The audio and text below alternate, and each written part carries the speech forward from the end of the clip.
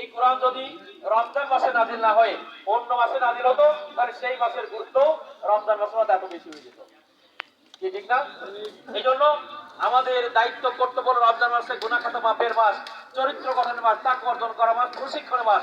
আমরা যেন এই মাস থেকে আমরা জীবনের সমস্ত গুনাহ খাতাগুলো মাফ করে দিতে পারি, তাকওয়া অর্জন করতে পারি, খোদাভীতি অর্জন করতে পারি, এবং আমাদেরকে বাকি জীবনটা যেন আমরা এই রমজান মাস যখন আসে মানুষের মাথায় টুপি চলে আসে, যারা পাঁচ ওয়াক্ত নামাজ পড়তে নামাজ পড়া শুরু করে এবং অন্যায় অপকর্ম থেকে দূরে সরে আসছি আমরা সিদ্ধান্ত গ্রহণ করবো রমজান মাসে যে রমজান মাসের পূর্বে আমি পাঁচ ওয়াক্ত নামাজ পড়তাম না, এখন নামাজ পড়া শুরু করেছি, বাকি যতদিন বেঁচে আছি আর কখনো নামাজ পাঁচ ওয়াক্ত নামাজ ছেড়ে দেব না।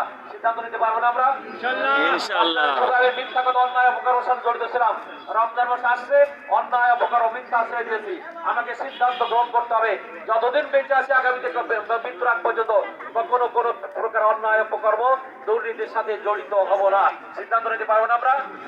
যদি সিদ্ধান্ত নিতে পারি তাহলে আমাদের রমজানের তাকওয়া বা রমজানের প্রকৃত সার্থকতা আমাদের অর্জন করতে পারবো আমরা। সম্মানিত ভাইরা, আজকে আমরা এখানে যারা উপস্থিত হয়েছি এরকম একটা পরিবেশ কিন্তু আমরা বিগত 16 বছরে পাইনি। আমরা এরকম রোজা রেখে ইফতারি পূর্ব মুহূর্তে ইফতারিকে সামনে নিয়ে দোয়া কবুলের সময় এরকম খোলা মনে কথা বলার পরিবেশ আমরা অনেকদিন পাইনি। কি ঠিক না? এই জন্য এই পরিবেশটা যারা তৈরি করে দিয়েছে তাদের জন্য আমাদেরকে দোয়া করা দরকার না? আজকে যারা জীবন দিয়ে রক্ত দিয়ে এই বাংলাদেশের দেশের সমস্ত ভূখণ্ড লালে লাল করে দিয়ে যারা এই ফ্যাসিস্ট আওয়ামী সরকারের বিদায় ঘটেছে, তাদের বিদায়ের মাধ্যমে এদেশে যে ইসলামের আলো জ্বলার মতো একটা পরিবেশ তৈরি করে দিয়েছে তাদেরকে আমরা শুভেচ্ছা জানাই, ধন্যবাদ জানাই, এবং যারা মৃত্যুবরণ করেছে তাদের মৃত্যুকে আল্লাহ রাব্বুল আলামিন শহীদ কবুল করেন।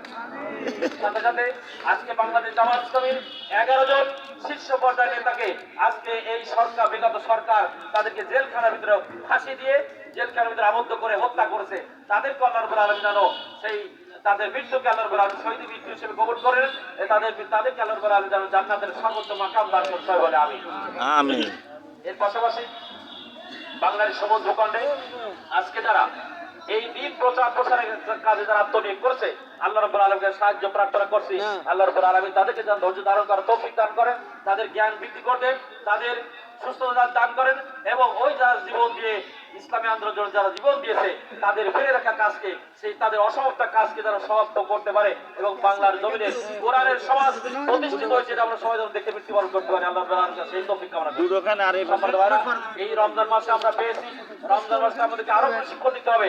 আমরা জীবনের শেষ দিন পর্যন্ত যেন রমজানের মতো করে জীবন পরিচালনা করতে পারি। রমজান মাসে প্রকৃত শিক্ষা অর্জন করে আমরা যেন গুনাহ খাতা মাফ করে মাসুম বেগুনা নিষ্পাপ হয়ে কালেমা পড়তে পড়তে রমজানকে বিদায় দিতে পারি এবং মৃত্যুর আগ পর্যন্ত এই পথে চলতে পারি। আল্লাহর কাছে সেই তৌফিক কামনা করছি। সম্মানিত উপস্থিতি, আজকে এখানে আমরা যারা উপস্থিত আছি আমরা সবাই রোজাদার এবং সুতিকাটার বাজার, পুরাতন বাজার, প্রাইমারি স্কুল, জামাত ইসলাম বাংলাদেশ। আল্লাহু আকবার।